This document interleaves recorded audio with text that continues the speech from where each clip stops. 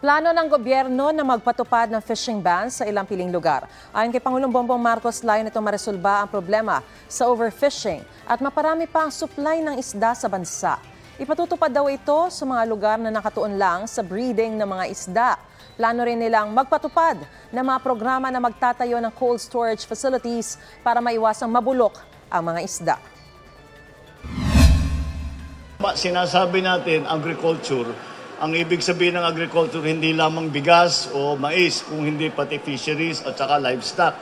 Kaya kasama sa ating development plan ang mga fisheries. Kung ba ang ating nahuhuli ng ating mangingisda dahil hindi na nasira na yung mga ibang kung saan pinalalaki mga isda, kaya yun ang ating binabalikan at aayusin at babantayan.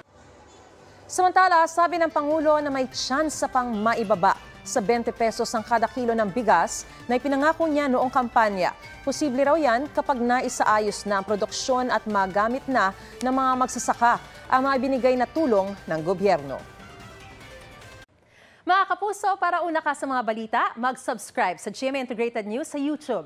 Sa mga kapuso abroad, subaybayan niyo po kami sa GMA Pinoy TV at sa www.gmanews.tv.